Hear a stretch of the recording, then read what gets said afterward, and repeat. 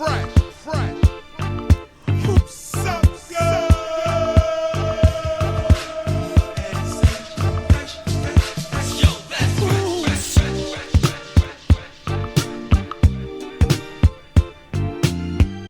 Peace. Welcome to Fresh CONVOS. This is Joeytoofresh. Today we got the amazing man right here, Brewin from the amazing Juggaknots. Say what's up. What's up, y'all? How y'all doing? I don't know about all that amazing, but I'll take it. Yes, you are. You are very amazing. Amazing MC, man. I'll take it. All right.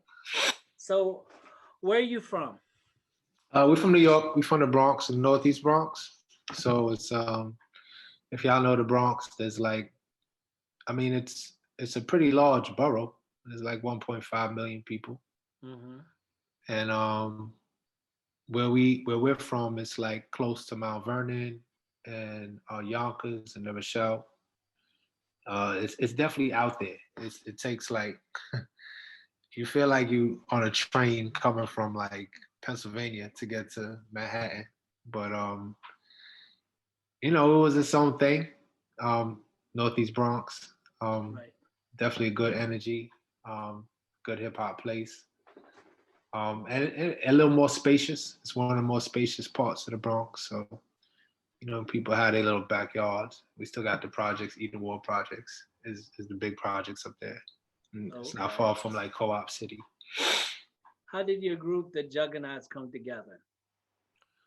Um, it was fairly just organic. Like in the area, we had heroes. So we had like Slick Rick lived around the way, and a little bit further, into Mount Vernon. Like literally, I would walk 3 blocks and be in Mount Vernon. So you heard about Hev. Puff went to high school like right down the block from where I grew up. He went to Mount St. Michael. Funk Master Flex went to my grammar school. So it's like it was just in there. Chuck Chill Out. He was the big DJ around the way. So you saw cats doing it and making a name, and then everybody else was rhyming. Like there was just a lot of dope MCs that I grew up around.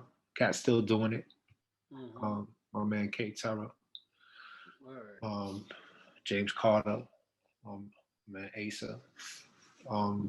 Just a lot of talent, a lot of energy. Just hip hop. Do you think you're the first hip hop family group? Nah. There were other cats out there. I mean, there was definitely more. There was cats. I don't know if there was a family group like with 3 people. Right. But there were brother combinations. You know, Big Daddy Kane, Little Daddy Shane. Obviously, that wasn't a group, but he was out there. Scuba Scrap. Mm-hmm. I know I'm like just drawing a blank on the bigger like straight up groups of brothers. That there's definitely more groups of brothers. Maybe not brothers and sisters, but dang, I don't know. The first one with the brother and sister combination. Maybe. I mean, it was like a group called The Family. I remember that, but I don't know if that was as much as like a true effort for hip hop as it was like, hey, let's just try to, do this, like present that image. I mean, it was really what we did, you know, like separately. We didn't even start out trying to be like a group, honestly. You guys wanted to be a solo first, or? I mean, my brother started first. Like he was the one doing songs. He DJ'd, he made beats, and that was, I mean, I was doing stuff, but it wasn't like it was like he was doing his thing and I was doing my thing. Mm-hmm. And it was even more so with my sister. You know what I mean? It was like, you know, I wasn't even one of the first person to hear people to hear her verses. You know what I mean? Like her friends, her girlfriends and stuff. And then, Right, you know, right. I heard it come around. By then we had moved to New Rochelle. So when I moved to New Rochelle, it was like Lord Jamal's house was like down the block. I would see Pooh Bah, he had the red Beamer. Sadat wasn't far. So And hip hop was all around you. yeah, wherever I went, there was hip hop, man. I remember like chilling with my man Matt and Mount Vernon, and we were like, oh, let's go out my man's house, and then we end up in the basement. We went like the Pete Roxy El Smooth basement. How You was know, it recording with your brother and sister? I mean, at first it was like demos, like we had like the Tascam 4 tracks, so it was just like doing stuff in the house, like something to do. Right. And then as it became more studio, and it was like, you know, what was it, $50 an hour type recording business, Right, there would be clashes because, you know, we were still young. So I was always like, we're using every minute of studio time. I want to get there early, and you know, if we got a 4 hour session, let's try to get 2 songs done. right. So there'd be, you know, like we would do our little 4 track joints down to like rehearse, and then we try to go to the studio and just knock it out. But you know, B Slam and Cat Fever, he's really, you know, he got more like that whole rock Right. star mentality. At least he did. Now, you know, he's a lot more business oriented. But back then it was like, you know, it's part of the lifestyle. And I mean, that's cool, I guess. But I was more like, well, let's go. Let's get these songs done. Right. You just I didn't care. Like, I'm not saying I didn't care because you know, like there was some great experiences at the studio. I mean, I met like, I saw like the real dudes in there, you know. Mhm. But at the same time, I kind of didn't care. It was like, there's Drez, cool. He's playing the piano in our session though. Can he leave? Could Drez leave? Wow, could Drez leave? That was at Calliope Studios. You know, because you know a lot of other cats were living at that like rock joint, and it was just like, I mean, honestly, I wish I was more network focused, because I was just like, yo, leave, Word. get out of my session, you know. Okay. They go, there they go. There That's they New go. York. Here comes Brooklyn Sirens coming Yeah. your way. Anyway, how did you get the name Breeze Brewin? That was from our man. We call him Chris Kringle. He was born on Christmas, and his real name was Chris B. I won't put his government out there, but he was like the older cat on our block. Like, he was the cat who, you know, had the fly kicks. Yeah, that's crazy. He was the cat who like kind of schooled us on gear and like how to carry ourselves. So he was an older dude. You know, he was about 8 years older than me, which made him like 6 years older than Slim. But you know, he lived like maybe like 7 houses away. Okay. And we had a little basketball court in the backyard. So like he was no joke. He was a good ball player. He played with Walter Berry, New York um, legend, basketball legend. And he would take dudes in the backyard. Like, I'd be chilling, just shooting around, and then he'd show up with like, you know, like some dudes and be like, "Yo, we're gonna play these dudes." And I was like, "All right." So I didn't know he was playing them for money, but I was like 10, and he was just like, stand there and shoot. I was like, "All right, sounds good." And then before you know it, he was like, "Yo, man, you running around these dudes, man. You doing your thing, you know. You doing okay, man. I'm gonna call you Breeze. I'm gonna call you Breezy Brewin, because you know you cool about it. You don't stress it or nothing." I would never. I'd be like, "Yo, you know, as long as my father don't get mad at me, whatever." And he was like, "Nah, he just gonna think we playing." So he would go there. He would play dudes and take their money. And then he's like, "Yeah, you just kind of go with the flow. We're gonna call you Breezy Brewin." I was like, "All right, I'll take The it." name stuck to you. It did. I was like 9. maybe like 9, 8 or 9. Wow. Yeah. That's So great. So you had it like at a young age. yeah, I mean, my mom, my mom was calling me Breeze. My mom still calls me Breeze. So it's That's just dope. like what it is. Let's talk about your underground classic, Clear Blue Skies. The Okay. song and the album. What's your favorite song and who produced the album? I mean, the album was majority produced by us. And when I say us, it was me, my brother, well, more my brother, honestly, more my brother. And initially, we had this other brother who was down with us, this cat, Chris Liggio, very talented, um, multi instrumentalist, and you know, just amazing. Producer, he ended up producing "Don't Let It Go to Your Head." He produced joints of Pooh Bah's 2000 joint. He's done joints for, I think, for CNN. He done joints for Ghost. Then he did R&B. Now he's doing more like pop, big money stuff. Oh, that's good. Yeah, very talented brother. And we came into the industry together. Mhm. And I would say he and Slim produced maybe like 25% of the album, 30% of the album. And then we kind of had a falling out. So then Slim kind of took more reins over the production for other joints. And I produced, I would say 1.5. No, I put two and a half songs. I produced 2.5 songs because I produced 3.5. Now I think about it. Damn, I did a lot. I did the Clear Blue Skies remix. I Okay. did Watch Your Head.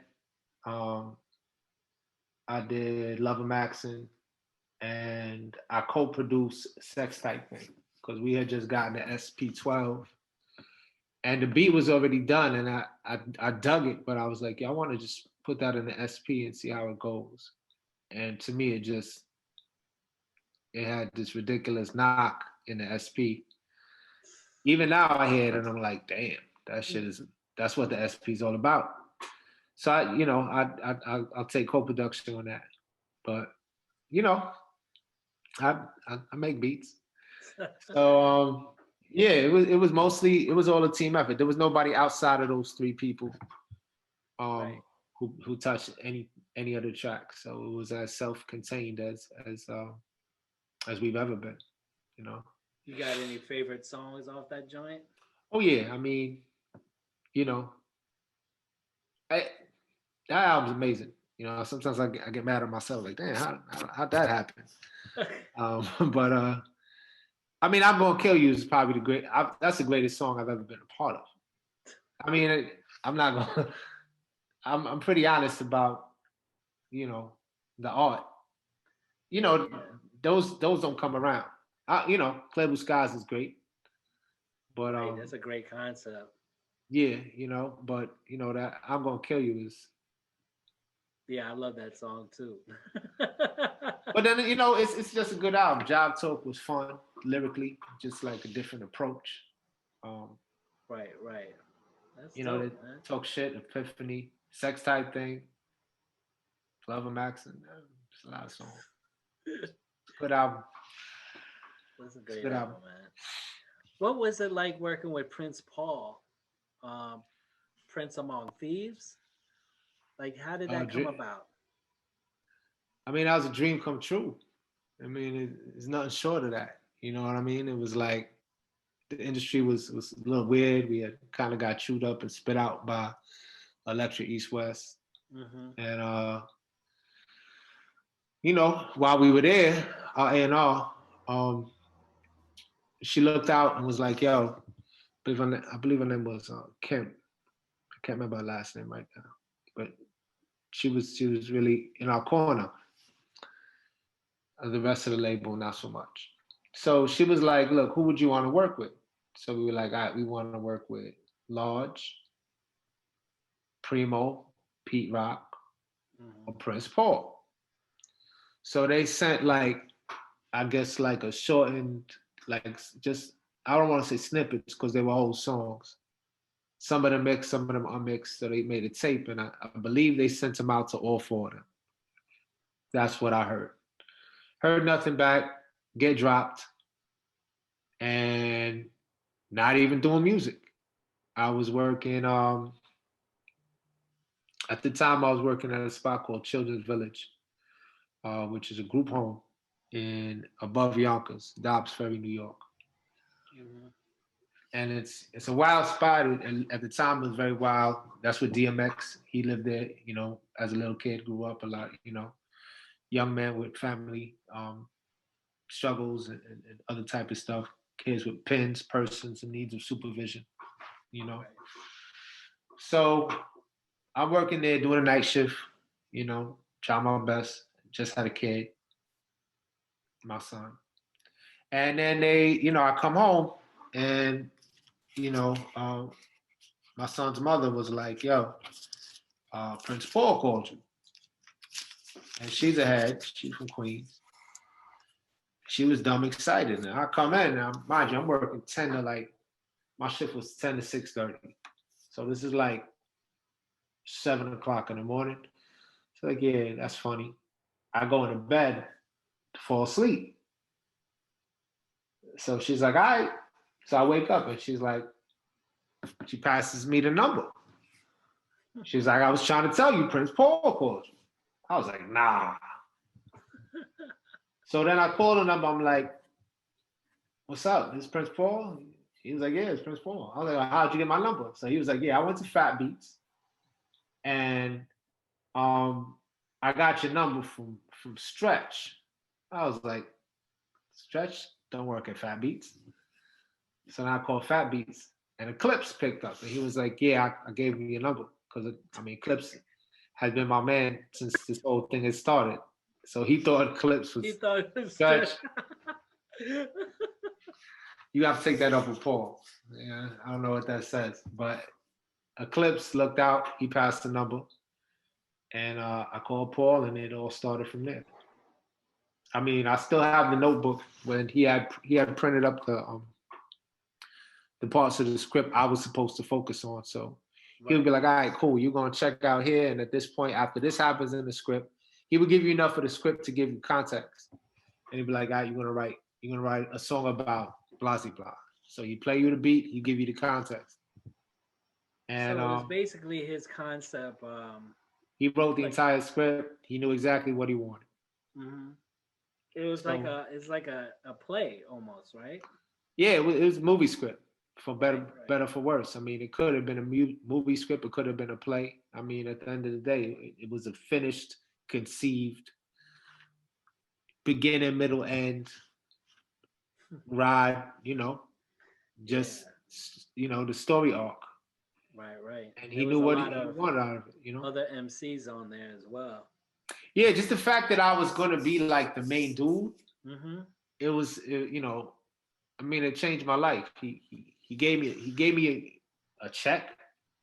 It was the most money I had ever seen at one time for myself. When we had gotten the deal, that was a considerable chunk of money. But he was like, "Yo, here's this money. Handle your business."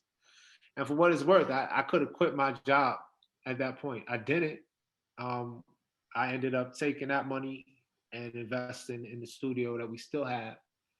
And I remember I bought this is how long we talking. I bought a Brother word processor. So while I was working at the group home at night, I wrote the rhymes because I needed something to keep me up anyway. Right. You don't want to fall asleep at the night shift, of course. Oh, of course not. Things will happen. It's my job to, care for the kids. And some people, it was their second job, so people would snooze. And I was like, nah, I'm up, man. I'm gonna just work on this. So I pounded out the verses on that little Brother, whatchamacallit. I wish I could find it now. I'm finding files. But yeah, he changed my life, man. And we still cool to this day. I love that brother, man. Beyond somebody who I feel like forever changed an approach to production.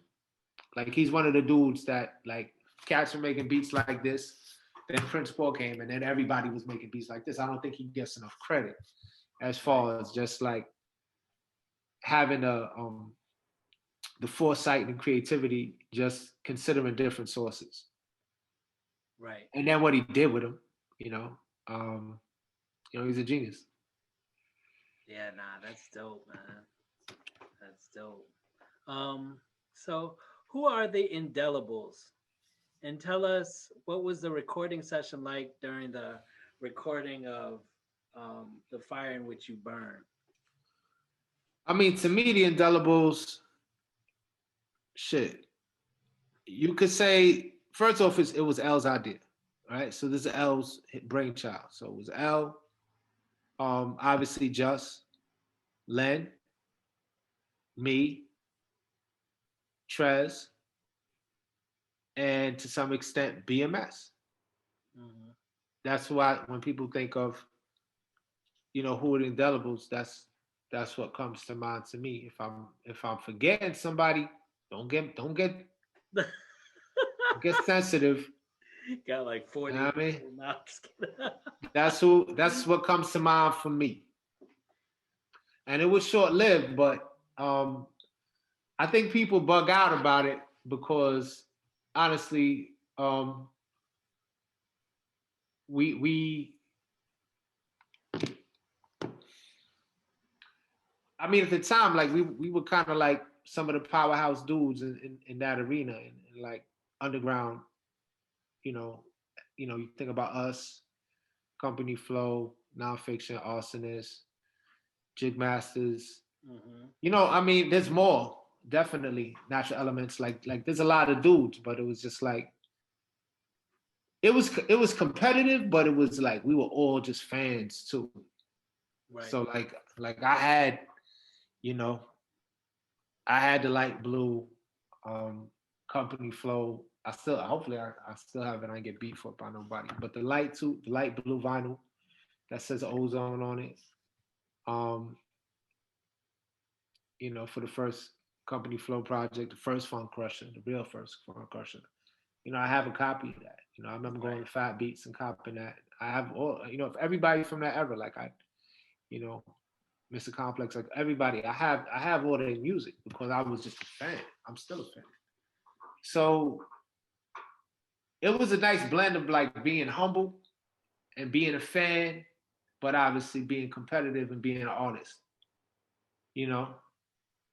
So maybe we were the first cats to combine that. Okay. I mean, you could throw Queen Heroin in there too, honestly. Right, right. Who am I forgetting? My sister. Great. Good job. She'll be mad. She'll be like, what? Wonderful. Good job. But yeah, everybody who rhymed on them joints or contributed. And for me, it was just like I was rhyming with these dudes and making music with these dudes who I just thought was so incredible, Right. between L and Just. So you knew LP beforehand? Have you? Yeah, I mean, we were cool. Like we were cool. We did so many shows together, and then we just got each other's numbers, and we would just call and talk about music. Mm-hmm. And then we talking about other stuff, and it was like, he's just a funny dude. Like you could be on the phone with him, just dying. He's just saying the most ridiculous shit. He's just a funny, smart dude. And like it was always just with Just, it was always love. I ain't see him as much because he was, he was bouncing around a little bit more. He was harder to pin down. But I was in the Bronx, L was in Brooklyn, Len was in Jersey, and then Just he'd be in Jersey, then he'd be in Atlanta, and I mean he was kind of all over the place. I mean, and Trez I talk to, I'm still cool with Trez to this day. I text Trez every day, damn near. So it was just easy. Like them dudes, like we genuinely like kind of hung out. We go to L's house, listen to records, go get pizza and whatever. In old So when Brooklyn. you did a song, it was just naturally organic. You guys just I mean, and obviously you wanted to to do your best to represent the original crew, which is the Juggaknots. Right. You didn't want to be the leaky tire on that bad boy. You want to make sure you still handle your business. So, but it was always love. Like them dudes, you know, freestyle sessions, chilling, Mhm. going to El's crib, barbecuing. It was just like, regular stuff, like just good dude stuff. Right, right. And I'm grateful. I'm grateful, definitely. You know what I mean? It was like them cats didn't have to reach out, Right. and But they like put I, you on that classic first album on there, so yeah, it's dope. yeah. I'm you know after rhyming on other Def Jokes joints, and obviously rhyming on Lens Project, which Right, right. another amazing album. So Yes, nah, that's what we're going on next. You were on two songs actually on that Lynn album. What was it yeah, like recording with Jean Grey? um, she's just a real artist. Like she's one of the most prolific people from our era. Like, I mean, I don't know why she isn't a millionaire. With the amount of talent.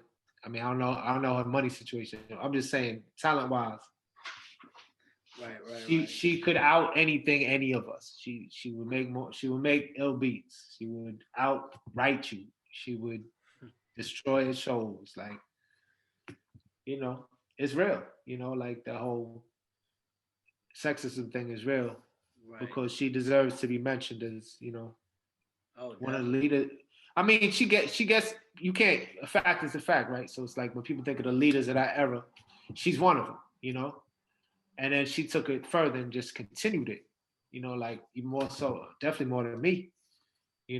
But she's been doing just that, just music, for as long as I've known her.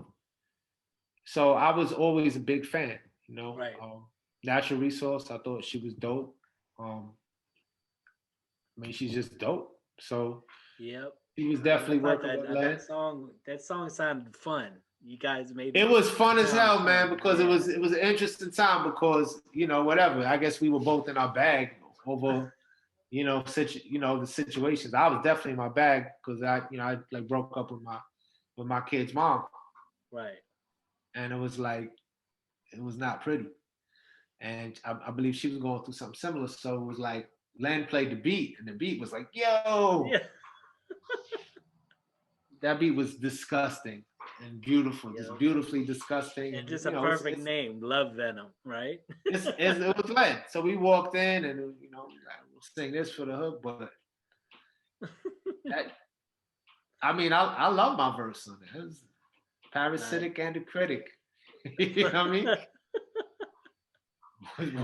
That's pretty much where I was at. Parasitic and a critic. How you gonna be a Yep. parasite and criticize about it? But that's what I was going through. You know? The perfect timing, I guess, for that song Yeah, to come definitely. out. I'm glad. I mean, songs like that kept me out of jail. You know what I mean? It was like I was in a bad place, and I was young and not able to clearly navigate what was going on. And I think about a song like Love Venom. I think about a song like She Loves Me Not. Like I wasn't going to therapy. That was the therapy.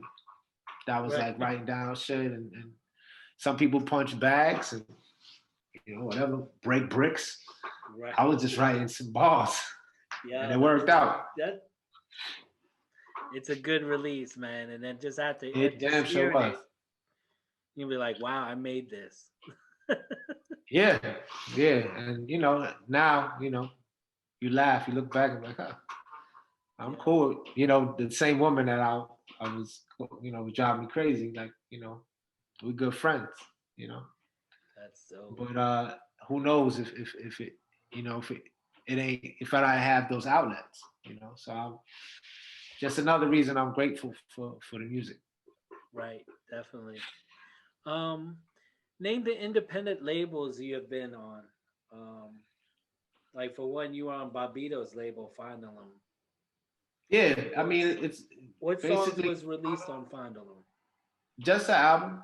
The one everybody calls Clear Blue Skies. Like we never even named it, but it became Clear Blue Skies.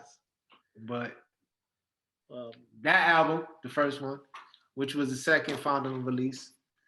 the cover, the cover made it look like clear blue skies. No, but I'm talking about the first one. The Oh, first the one, very first. Yeah, yeah. yeah, there was no cover. It was just Juggaknots.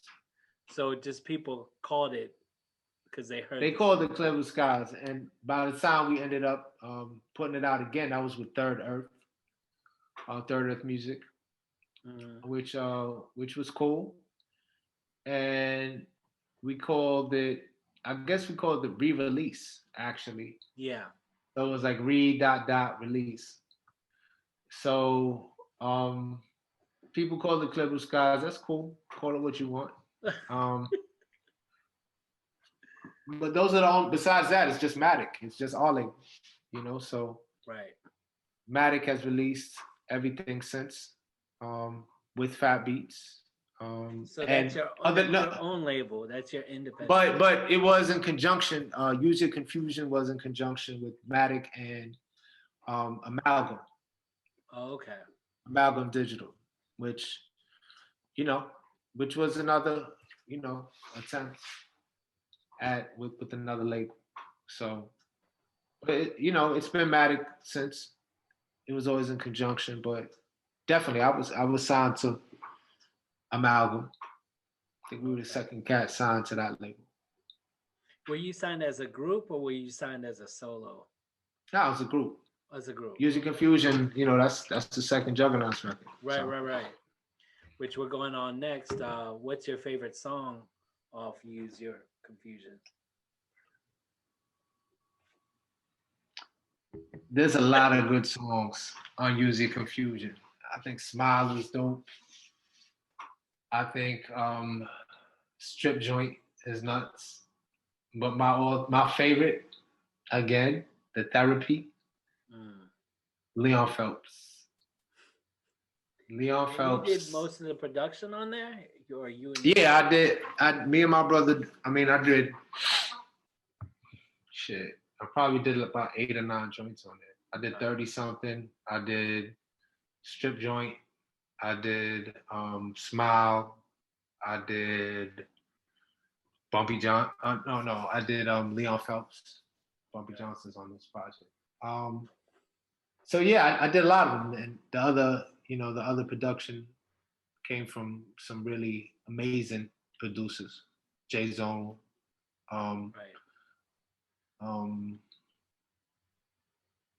Who else did a joint on there? He did a couple joints on there. Oh no, did 2 songs on there. Oh no!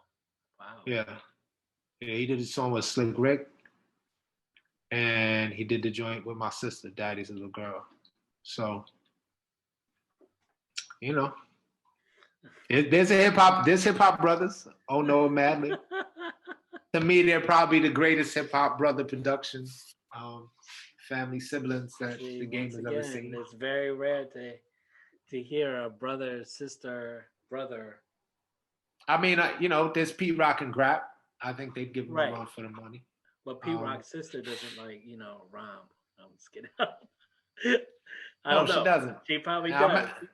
I actually remember Pete Rock's sister. Yeah. Small. That's that Mount Vernon Bronx stuff. Right. Everybody like cousins. Yeah. Right. But yeah, Leon Phelps is. That's a ridiculous song. Y'all want to hear a ridiculous song about a man in a downward spiral and making fun of it and just destroying the beat? Leon Phelps.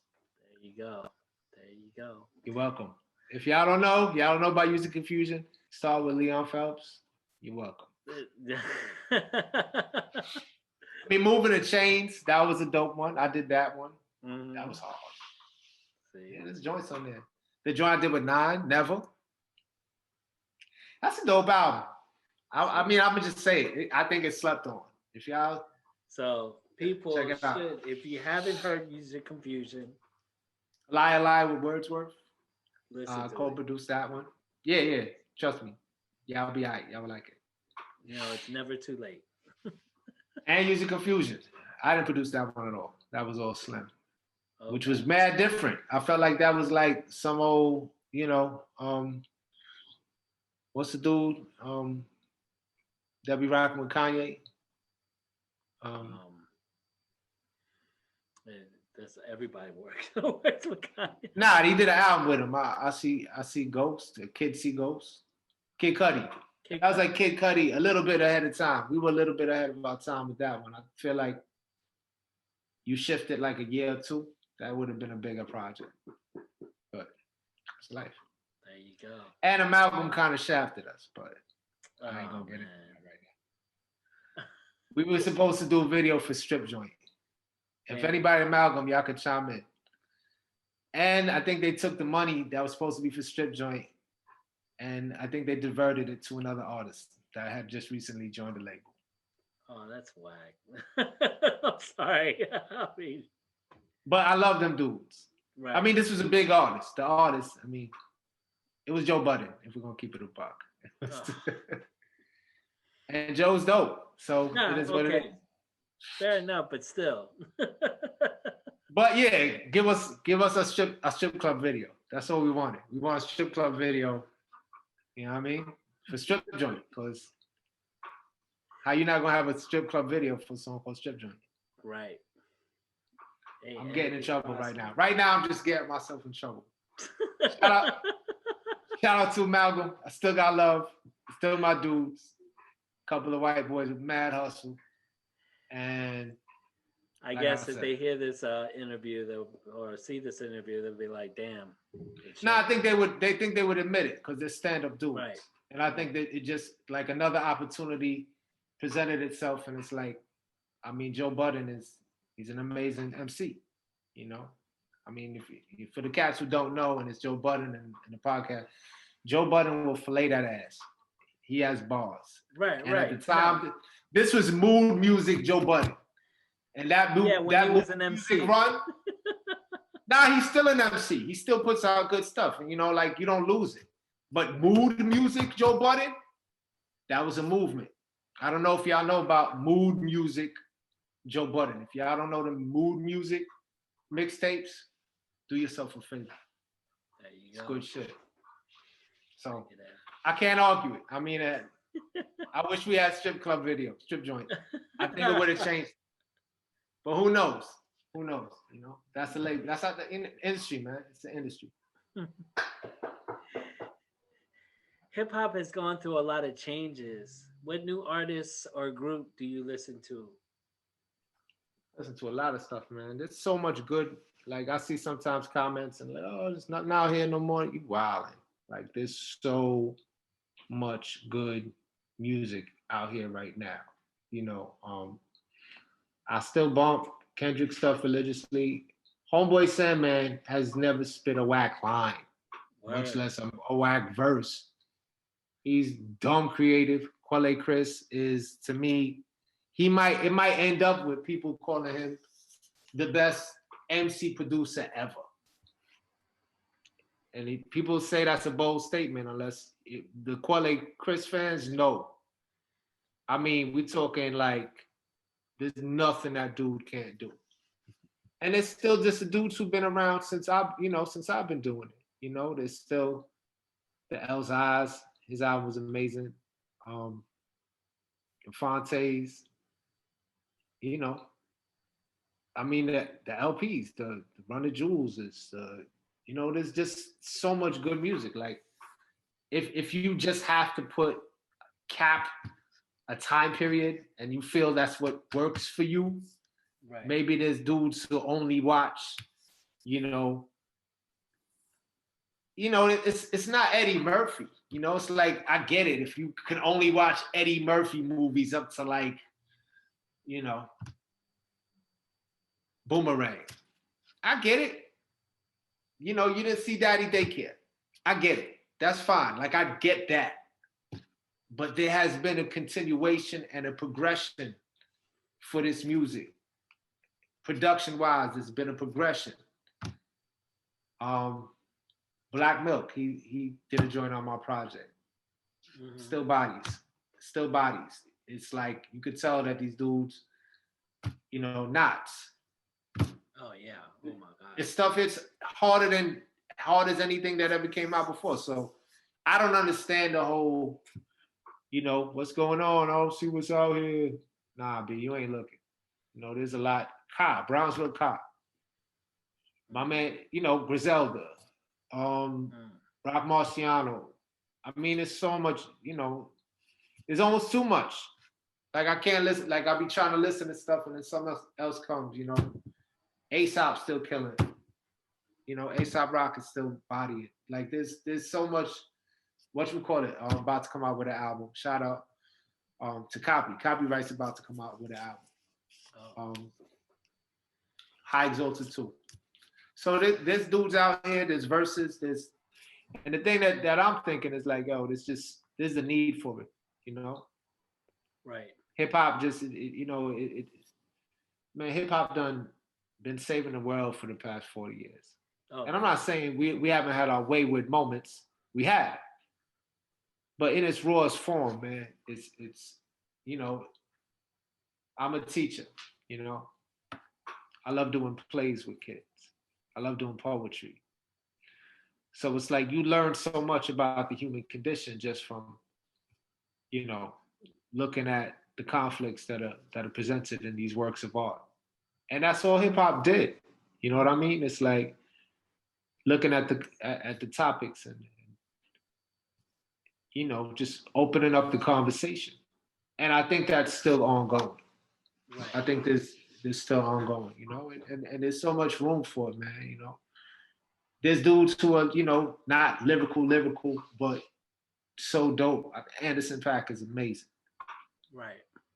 He's hip hop. How could you say he's not? So I'm just enjoying it, man. It's a good time. You're saying that there's music out there, just people need to. Yeah. I mean, they're definitely, I mean, my man Alaska put out a dope project last year. Curly Castro. There's so many dudes, man. There's so much good music. Right. I got a bunch of collabos coming out with a lot of dudes that cats know and don't know, because it's like I'm a fan and a competitor. Right. So I'm open, like So you have an album coming out called Hindsight. What's the meaning? Hindsight. Sorry. Yeah, no problem. Hindsight.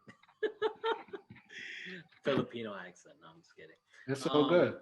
What's the meaning of the title, and who are the producers that you worked with?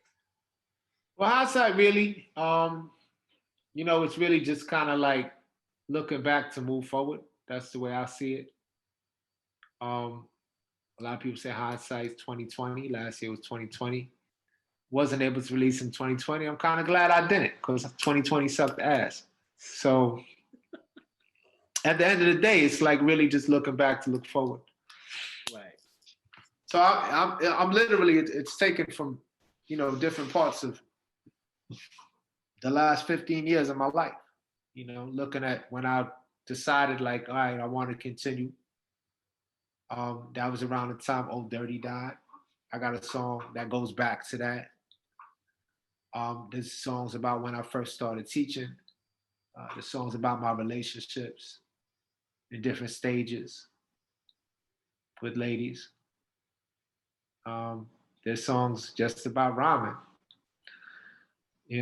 There's songs about relationships, just like how we talk between different generations, into generational riffs. So it's what has been dominating, my circumference for the past 15 years. And I hope people dig it. It's a little bit of production from me. I did Devil's Advocate. I did The Application. I did Bumpy Johnson. I did PPT. I did co-produced. I did about 4 joints. I got 2 beats by my man Seb, and these are old beats, but he's been a monster. I mean, that's the dude who did, General Lee with me, Hmm. which is another one of my favorite songs, if I'm gonna keep it a buck. Which has, and it's come up again. It's reared its head again. So Seb did a couple. I got the Black Milk joint. I got a joint Mace from De La. Um, Spinner also got a joint on it. Marco Polo. My man, this new brother, a fellow educator. He's actually a guidance counselor in my old school when I taught in Brooklyn. This cat Megalo killed it. Trying to think, is it All Parallel Thought, my peoples. Done extensive work with them. So yeah, I don't think there's anybody else. Me and my brother touched on one. So it's a lot of it's honor, man. Marco Polo, Black Milk, Right, that's dope. You got a dope Maceo, Maceo, Sab, that's pretty dope. Um, when's the album coming out? 22nd, 1, 22, 21. And where can people stream and buy the album? Everywhere. Everywhere. It's gonna be everywhere, yeah. All So right. it'll be available. I think the vinyl will probably do some pre-orders, I think on release date. But that should be out like a month after. The CDs and the vinyl. No Okay. tapes. Word. So look out for that. You said the 22nd? Yeah, a week from yesterday. Okay. I mean, it's the same day I think as March, which is B Money. B Money also did a joint on there. If y'all don't know about B Money, he's done joints for Hove, part of my old Fatbeats school. Oh, dope. Yeah. So same day as March, which is cool. Did not plan that. Mm-hmm. Are there any features or is No. Y'all gonna get tired of hearing my voice. Damn, Breeze, shut up. It's been a while. It's been a while, so I guess. Shut up, Breeze. What you doing? Come on, man. But this is not the only music I'm gonna release this year. I'm happy to announce there's already a project that's being mixed now with me and Seb. Mm-hmm. It's like maybe like 6 joints, like an EP.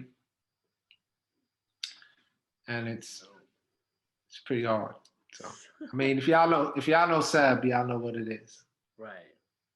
He's old Fatbeats crew. Me, Boo, Seb, B Money, Ellie, Bread Wonder, Amor.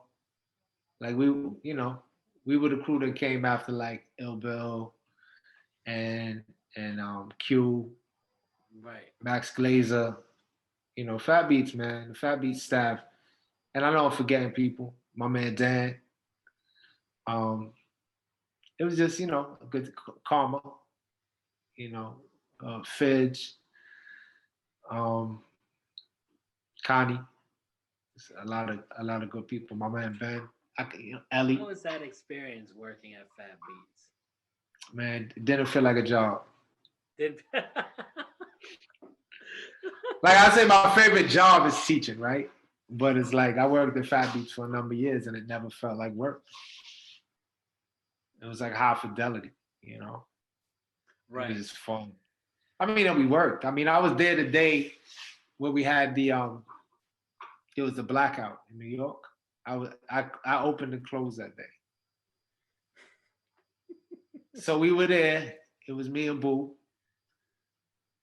And in the middle of the day, the blackout hits. Yo, we still had a house full of people in there. Wow. We were using, like, we couldn't do credit cards. It became cash only. Yo, everybody was cool. Nobody panicked. It was a little hot, But people were like, yo, I got these records in my hand. And I said, yo, don't pick up nothing else. Let's just get y'all all out of here. Went in there, we old school, just writing up receipts. Here you go. This and that, working out the tax, like with little, we had a little, calculator there. And I mean, if y'all remember that one, that was like a huge, huge blackout. It was like 5 states. Right. I remember. And people like, oh, it's go crazy, it's so crazy. It was peace as hell, man. It was peace as hell. And everybody just whatever, chilled, took their time, waited in line, couldn't play no more music for them. So we just sat around, talked, got everybody out, got there. Come on, man. That was the vibes. That was the vibes with Fatbeats, man. My brother sent me a scent. We used to do the Sundays. We had a football day. They didn't know about that, but me and Scent would just chill and let everybody watch football. Take the music off sometimes. That's my dude from Jersey. So it was like real familiar. Like so many people.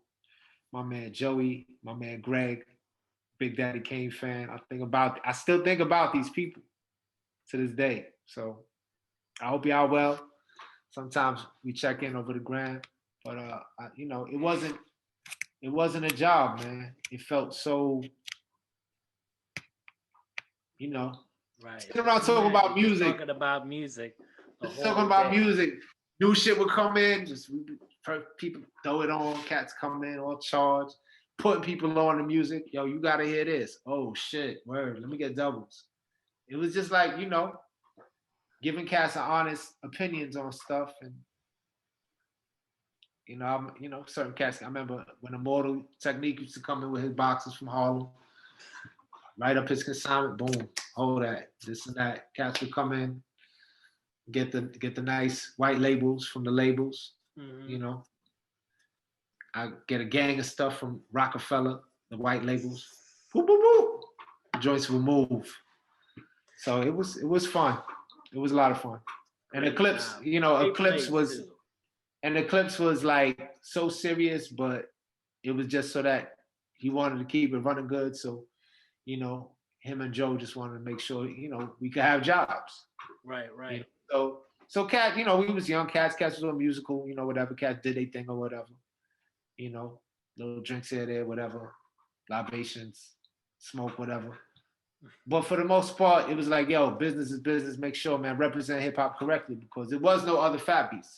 You know what I mean? There was Rock and Soul and other spots, but it was like just what Fatbeats was. There wasn't nothing else. So to work there was an honor for me personally.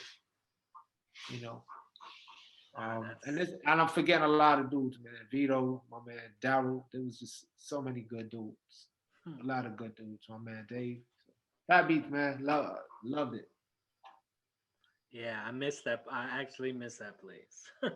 Yeah, I mean, we used to chop it up. We used to come in there often. I met you there. Yeah, of course, I remember it, man. So you're a teacher.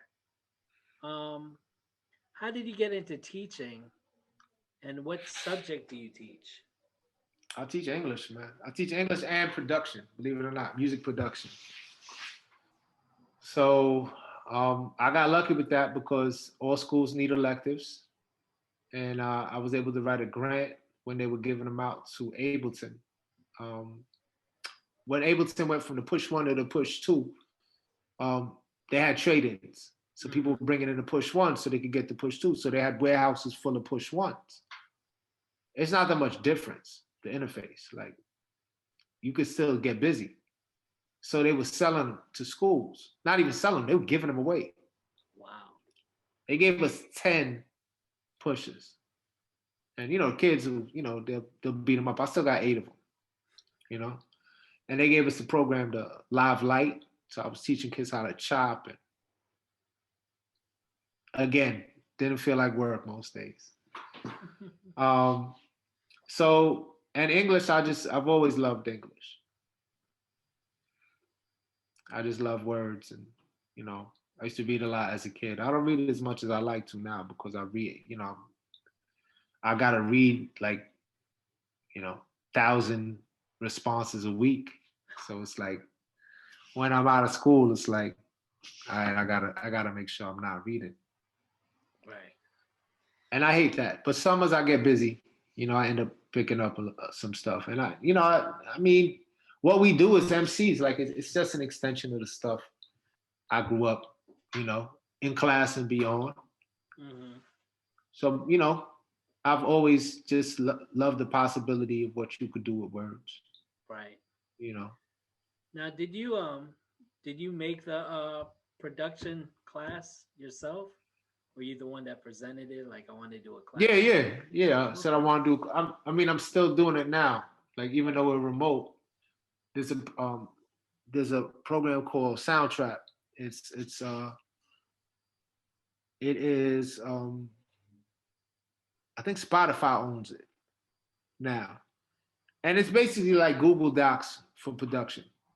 Oh, okay. So kids could make a beat and then they save it and then boom, it pops up on yours. You see what they did, and then you can send them comments, send it back. So if kids didn't like thoroughly hate remote learning, I think we'd have a better shot at it. But the kids who do like it love it. Right. So and it's cool. It's not as good as Ableton. It don't chop at all. But you could play. There's like instruments and they have a lot of like a loops library. So it's cool. You know, it's still production Right. on some level. Right. To a point. Yep. You released a song and video for Donald Trump called "Devil's Advocate." And I must say the video is crazy.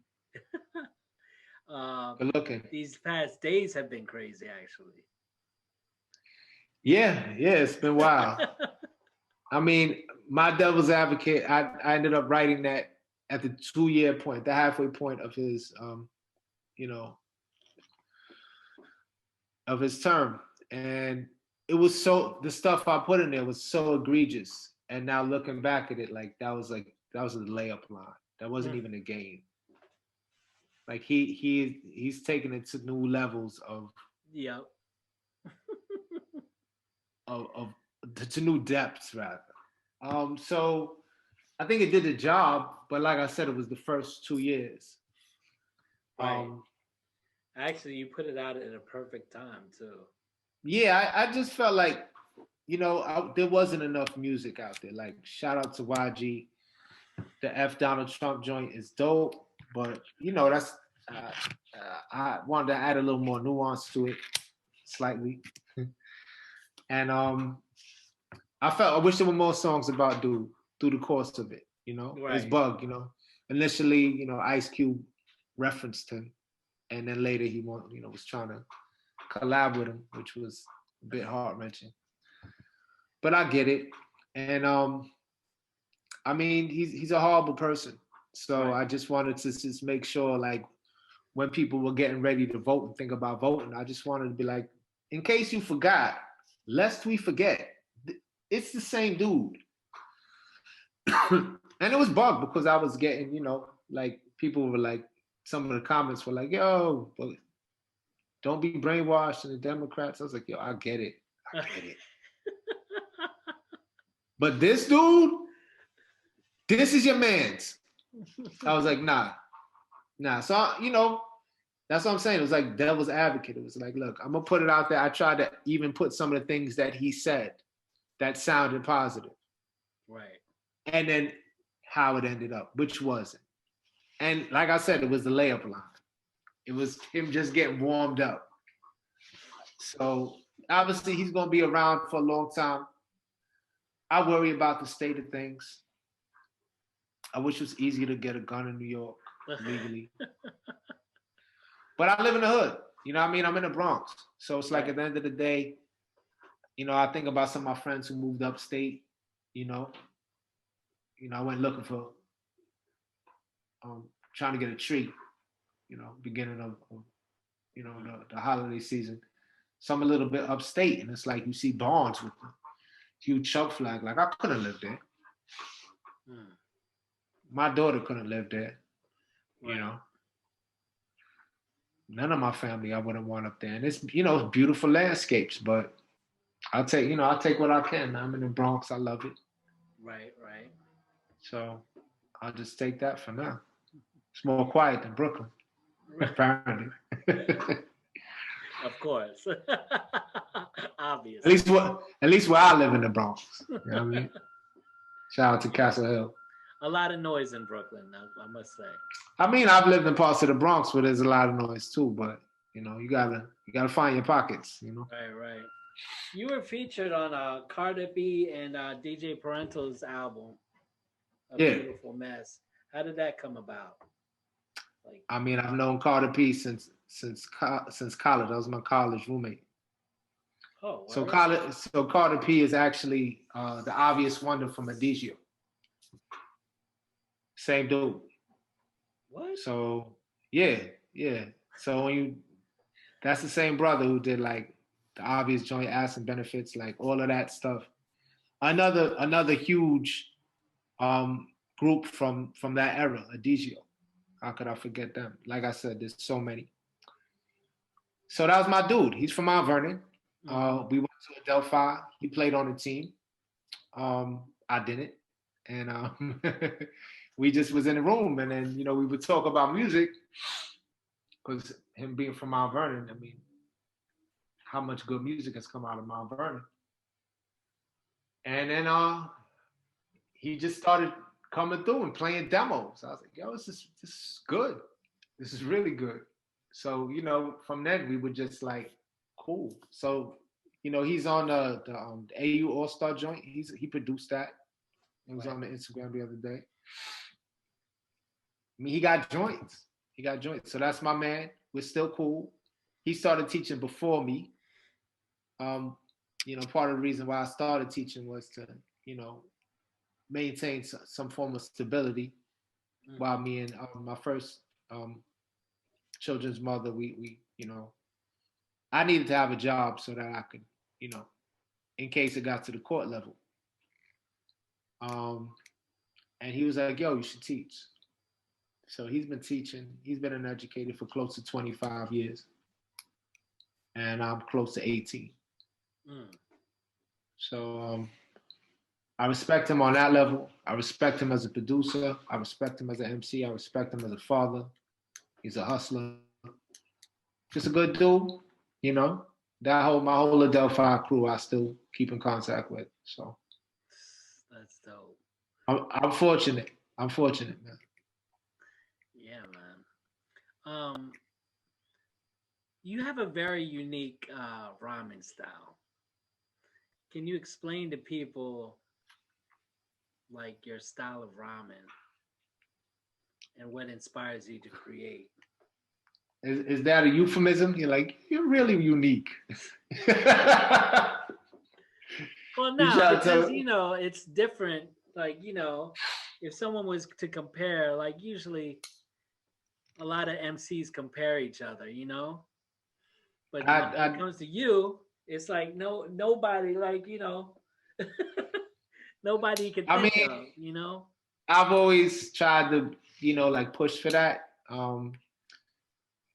Rhyme styles they're just fun, and I've continued to study them and just try to find out, well, how is this gonna, right now I really think it's been shifts. Like the times it's like I just like look at the paper and be like, hey, I could do this, I could move that, I could do this, and it starts to get really jumbled, and that could be good and sometimes not so good, but it's fun. But right now it's like I want to think about how does it hit, you know? So I go back and forth. Back and forth the rhyme style. I try not to be too predictable. I try never to be too on the beat, but I don't want to be completely off the beat. It's just ways to set it up so that it swings different. I mean, if it's anything, is, you know, producers, you know, it's like you throw the swing on it, you get some weird effects, hi-hats, a little off beat, but they're on beat. It's the same with the rhymes, you know what I mean? It's like I try to be very cognizant of, you know, just like quantized or unquantized kind of feel. Some stuff's gonna land right on, you know, right on the four. Some stuff you put something before, almost like ghost notes. Right. You know what I mean? So it's like there's ways that you can just freak it, and it's like that always intrigued me. And there's so many cats who have just done things that have just blown, just like blew my mind. I thought Guru style. If you listen to um Guru on Bust Your Shit, Oh and yeah. it's like he just doesn't care on that one. And it's just like he had a run where there was like a couple of joints like that, where it just felt like he just didn't care. And I really respected that. Mm-hmm. So, I try try to do that, and it's tricky because you could get locked up. You could get locked up with trying to get certain syllables to connect, and it can get difficult, but that's cool. Like that's the challenge, Right. you know. Like there's no Special real. Ed was, he was a huge influence on me. I thought Special Ed's internal rhymes, like his internal rhymes were like way ahead of their time. Right. And it's like you could just do things that are just subtle and, you know, uh, Trugoy, he does some things. De La's a huge influence. Mm-hmm. They just really freak the cadence in different Right. ways that, if you start seeing like stuff that's going on, you're like, oh, I could do that. Mm-hmm. And you try it. Sometimes, it's hit or miss. I've there've been joints that I've done. I'm like, I would do that different, but Right. Sometimes it's good to like break the rule. You know what I mean?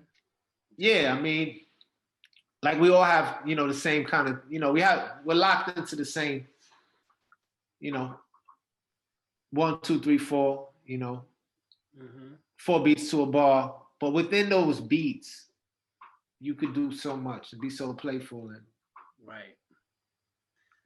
that's So what that's it the is. That's uniqueness the right art there, form. man. I guess.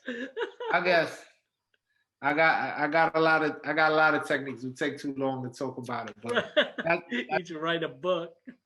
that's what I mean. There you go. Maybe you never know. I mean, Rakim actually, his book gets pretty in depth, and Yeah. like he didn't have to do that. Like that's why if we care about the art form, like it's like nobody can steal your style, really. Yeah, You know? exactly. Exactly. Unless you're Will Smith. No, I'm just kidding.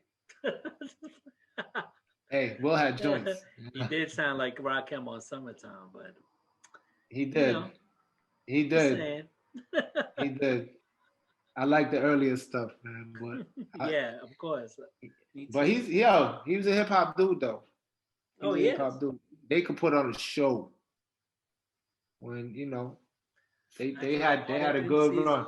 a lot of MCs nowadays. I mean, wow, like they got to study. Like just go to a KRS-One show to see how he like. You know what I'm saying? Just how he just like magnetized the crowd. But It's you can't imitate that though. That's some real like, 6 cents, extra gear, whatever you want to call it. He has all of that working at once.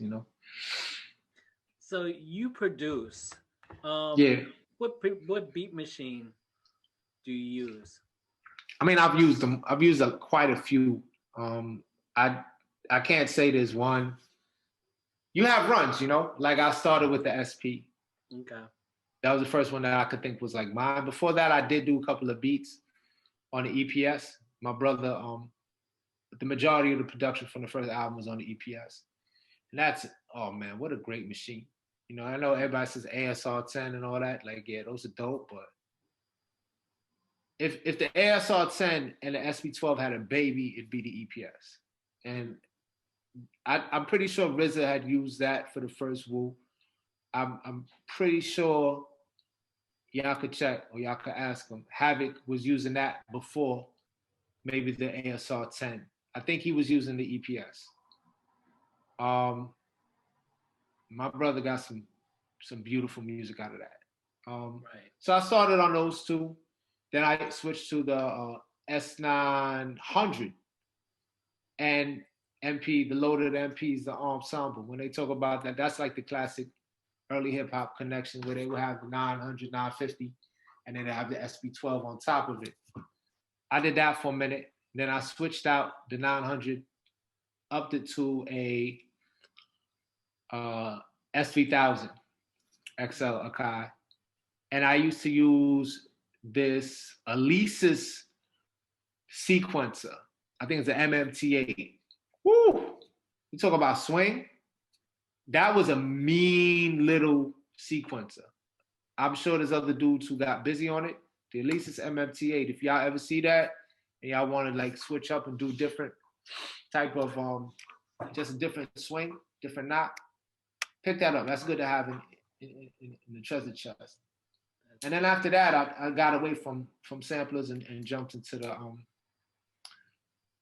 really jumped into the like computer game. I was messing with Reason. I made some heat rocks on Reason. Not even gonna front. The joint I did for my sister, Committed.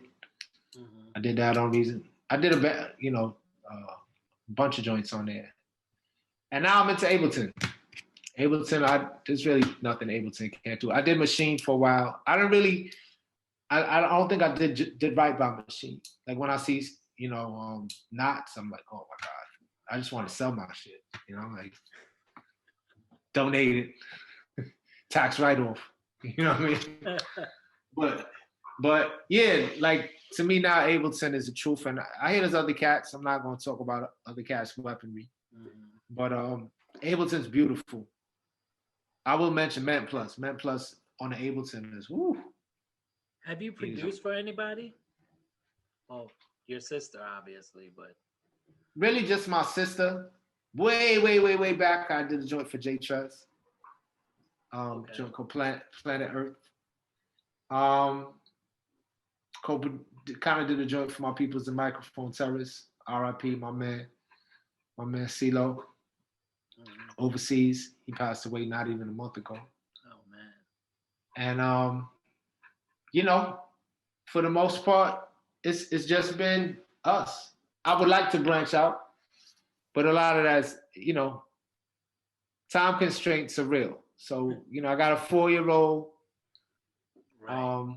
Well, who would you like to produce for? Like, who can you see? It could be anybody. It's a good question.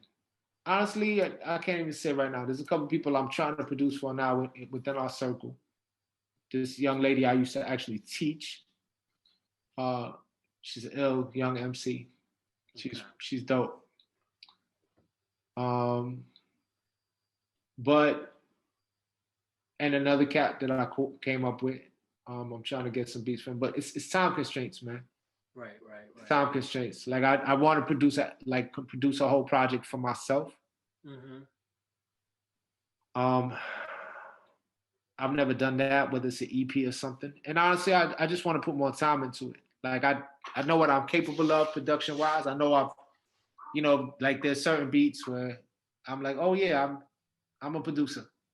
You know what I mean? I'm also a producer. But nobody thinks of me as a producer. Nobody thinks of me as like an MC producer. And well, they should. I think they should. I mean, when you look at, I've got at least like 30 joints floating around, right? That I've had some type of influence and effort and connection to, from the first Juggaknots album up to the joint I'm about to release.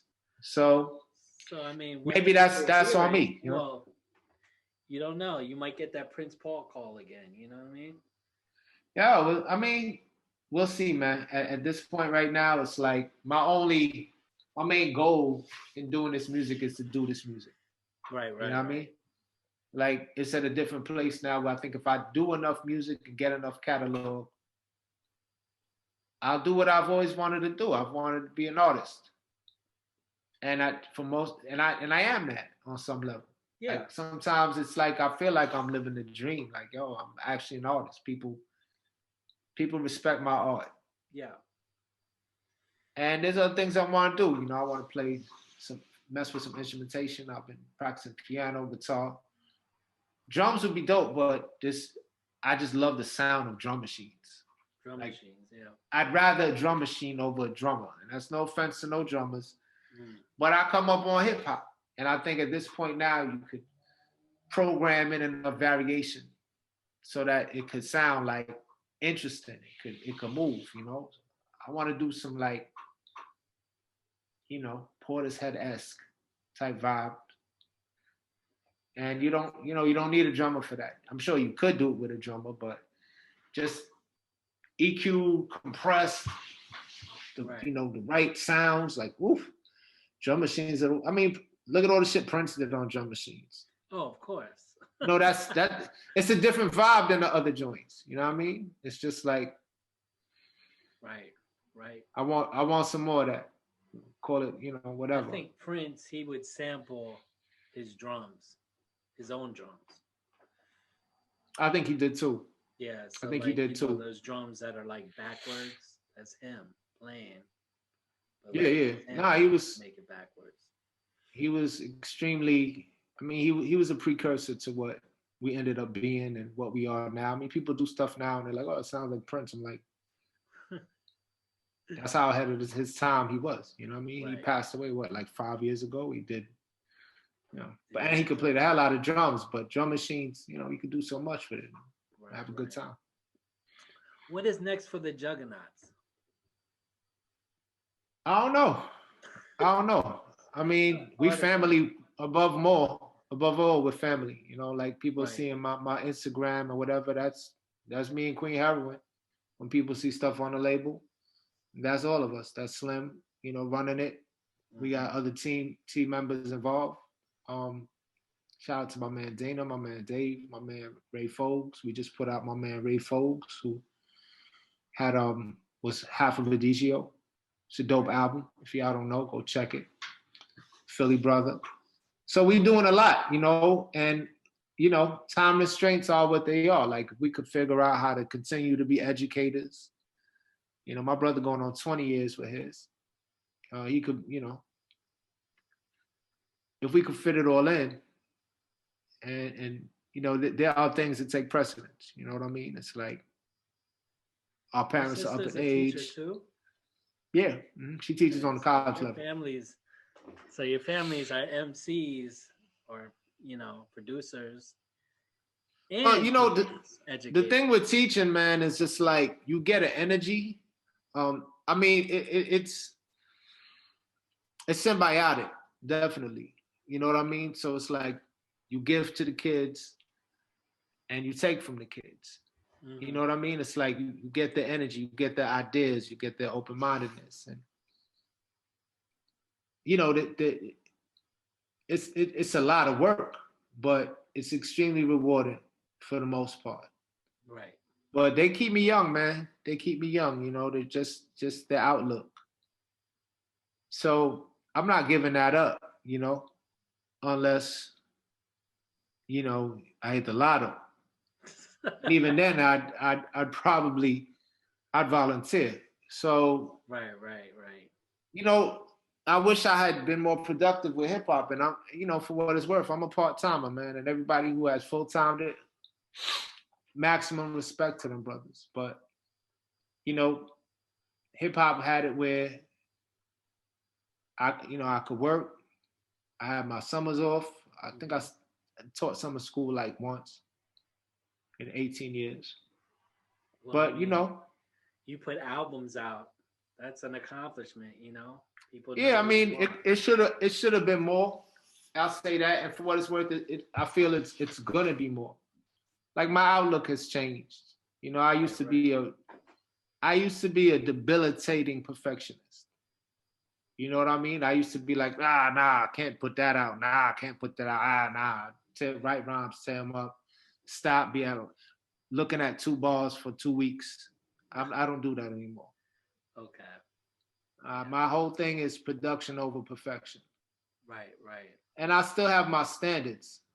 I can't shake those. I wouldn't want to. But at the end of the day, it's like I want to make music. You know, I want to say things. I want to be heard.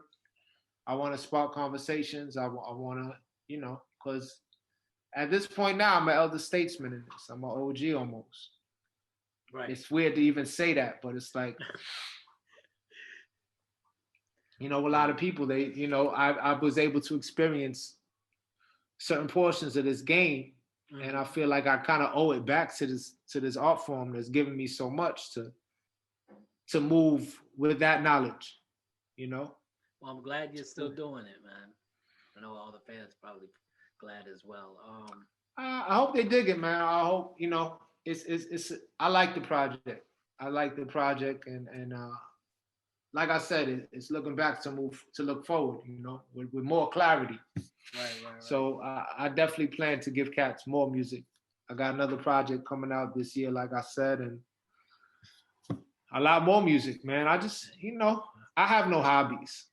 Right. I don't.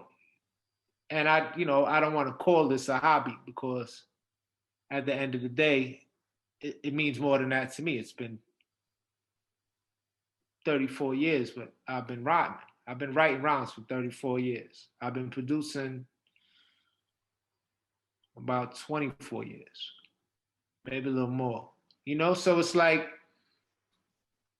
So people I should don't know. know you as not only an MC but a producer as well. For being And they gonna know me how they want to know me. Like I don't want to force people to see me one way or another. Like right. I just want people to see me as an artist. And if some people, I know there are certain people who really appreciate the production. Right. And then there's certain people who, you know, could care less. I mean, even for me, it's tricky sometimes, because, you know, sometimes I gotta put the mic down, and I gotta spend a couple of weeks where I'm just making beats. Right. And other times it's like I gotta, you know, the only thing on my computer will be Ableton, but just the recording portion, not even the production side, the side that looks like GarageBand. And it's like, all right, I'm gonna just fill these up. I'm gonna just keep putting these lines in. Because I'll make stuff, like I'll write a rhyme and then I'll record it, and then I'm in the car and I'm listening, because I don't know, maybe the hard drive is fragmented, but I don't remember stuff like I used to. You know, it used to be easier to remember verses. Right. I'll probably have to go and promote the album. I'm writing verses. I will have the phone out. If that's frowned upon, it's frowned upon. But like I said, production over perfection. And you know, I don't want to go up to a radio show, and if they go open the mic, I'm around. Right. That's what I do. Of course. You're not going to pull out the phone. I will pull out the phone. At the end of the day, you're going to hear what I do. So it's like, you want to sit here and nitpick and say, oh, wow, look, he got an iPhone 8. Like, if that's what you got out of this, cool. If it's like, oh, he's rounding off the phone, I'm like, yeah, but them shits is fire though, right? All right, cool. Yo, I don't care anymore. Doesn't matter. Right. For the youth that wants to do what you do, what advice would you give them? Respect the business. Respect the business. I mean, it definitely. I didn't as a young buck. I was like, man, whatever. I mean, I was always punctual, did all that. I just didn't, you know. I would say I maybe have, you know, I don't even have songs registered from like in my publishing. You got to respect it, man. Get every penny you can out of your shit. Every penny. Sometimes I write it, I produce it, I put it out in the world, I don't think about it. Right. That's probably, you know, that's not a good way. You know, even if it's, you know, $10 that I ain't got, it's still my $10. Go get it. You know, so definitely respect the business part of it. That's good. That's advice, it. Actually. You know what I mean? Because you could be artist. I mean, you're gonna be homeless, artist, and you don't have to be. You know what I mean? Like, you could have a better life. If you could have a better life, have that. Right. It's just basic, you know, it makes sense. So yeah, business, like learn the business. Yeah, just respect it. Just respect like it. I get it, man. Like, be an artist, like, cool, I get it. Right. But get what's yours, man. Get what's yours. Great advice, man. So where can people find you on social media? I'm on Twitter. I'm on Instagram. Both handles is Breeze Brewin. And as far as I think I'm on Spotify and all that. You know what I mean? I don't handle that part of it. But I mean Apple Music for the old Jug shit. I'm not sure with Prince Among Thieves if it's on that. I gotta check. I would love to hear that. Right. But yeah, I mean, I'm on most streaming joints. It's out here. The new stuff will be everywhere. The new album will be everywhere. Right. Is the Juggaknots on streaming platforms as well? Yeah. Juggaknots. I mean, Yeah. I was So check listening out to. User User Confusion. You will not be disappointed. Let me check right now. Let me see. Definitely, like if you can stream that joint or find that joint on vinyl, get that joint. Plus, also Hindsight is Yeah. coming out the 22nd. Yes, it is. Fatbeats label. So Fatbeats Matic. Fatbeats Matic. Fatbeats Matic. My bad. Yeah, Matic Fatbeats is Matic. it's a joint collaboration. Nah, You know? that's dope. That's real dope. Well, yo, thank you, Breeze, for chopping it up, man. It's great. Joey, we go back. Giving You stories. know how it is. You know You how know, it is. We go back. I know this cat, Fatbeats, but even though, loved the group, loved the music, and we kept in touch. So, Yeah, I remember all the parties y'all would have. Philly Foundation, man. yeah, I man. used to go to the park. BK, no doubt. Good times. Good times, man. Good times. Word. But I appreciate it, and hopefully everybody will, of course, get the music. Yeah, I hope y'all like it, man. I hope y'all like Go it. back to the Juggaknots joints. Listen to them Press some joints, and please. then I all hope the that's collaborations. a lot of collabs this year too, man. A lot of collabs I'm excited about. I've had some good ones in the last couple of years. Couple of good collabs, That's dope. and I'm sure there's more to come. Word. And last but not least, you got to work with Doom on Yeah, what's that? Final and Fossils. yeah. I was on another joint with him too. The lineup for C Rays, man. C Rays, hold your head. And I mean, I was, definitely more of a fan. I met him a couple of times. Right. Like I was saying in the thing, that he chilled with us the whole night in the studio. How is The he whole as night. a person? Cool as hell, man. Just like cool. Like when I met him, Did he keep the mask on, or he? Nah, there was no mask. This was Zevlov X. This was just a dude coming to the studio. Oh. Yeah, he came to the studio. He had some business with my engineer. They were cool. And Wait, was this during the KMD joint, or was this? This is between. This was the dark period. Oh, okay. So I'm gonna just leave it at that. And but this is gonna sound crazy, but I'm gonna just put it out there. When we were there in the studio, this is why I said I wish I was better at networking. And if you ever want to ask them, they may not remember, but this happened. So we were there working on the music, playing stuff, going back, me and Doom, Chunking Studios. So we're there chilling, whatever, and the door opens. I see a head peeking, female. So I look over, it was Lauryn Hill.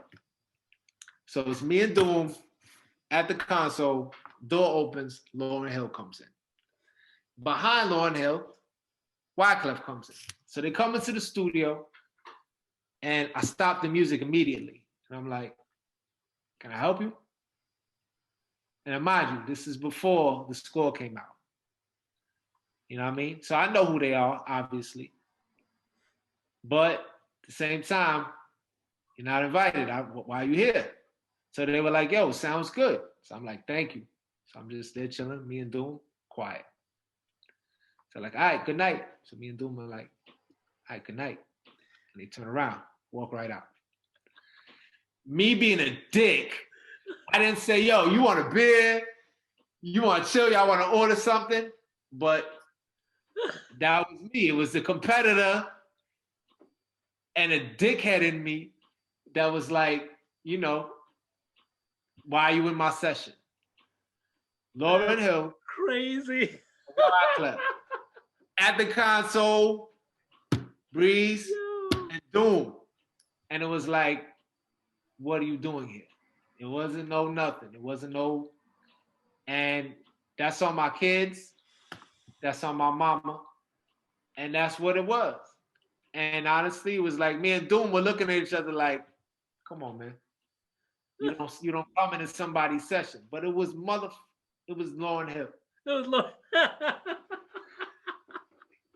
And this was before what, This was like time? when this is why Blooded on Reality was out.